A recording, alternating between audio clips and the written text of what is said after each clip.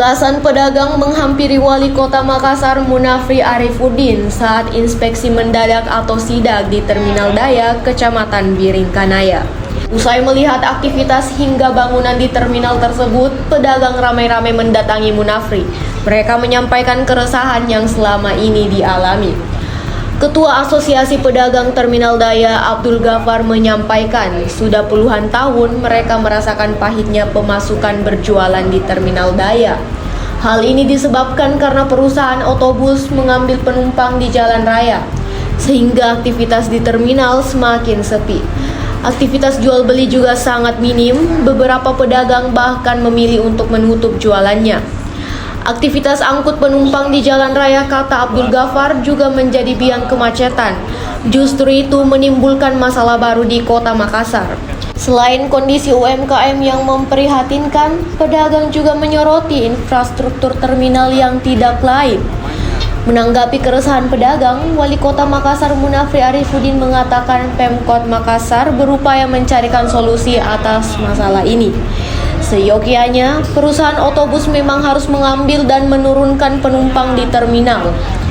Selain membangkitkan UMKM, kegiatan bongkar muat penumpang di terminal juga bisa berdampak ke moda transportasi lainnya seperti PT-PT.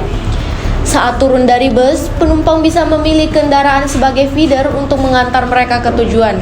Hanya saja, penataan ini terhalang kewenangan. Kebijakan ini menjadi kewenangan pemerintah Provinsi Sulawesi Selatan. Direksi Perumda Terminal Makassar Metro diharapkan membantu mengurai masalah ini, sekaligus memikirkan solusi yang tepat, termasuk menyambung koordinasi dengan berbagai pihak. Munafri mengakui terminal bayangan menjadi pemicu sepinya aktivitas di Terminal Daya.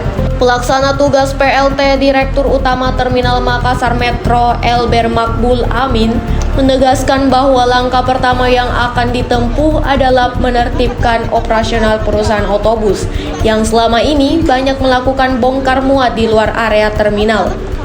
Ia mengungkapkan saat ini setiap malam hingga pagi ada sekitar 2.000 hingga 3.000 penumpang yang melewati area terminal. Namun mereka proses bongkar muat dilakukan di luar, tidak ada aktivitas ekonomi yang menghidupkan kios-kios UMKM di dalam terminal. Elber juga menuturkan salah satu kendala utama dalam penataan terminal adalah aspek regulasi yang masih menjadi kewenangan pemerintah pusat. Dalam hal ini, Kementerian Perhubungan melalui balai terkait. Terminal Daya saat ini memiliki luas yang cukup untuk menampung banyak armada PO, termasuk menyediakan ruang bagi moda transportasi lain seperti PT-PT, ojek, dan kendaraan online.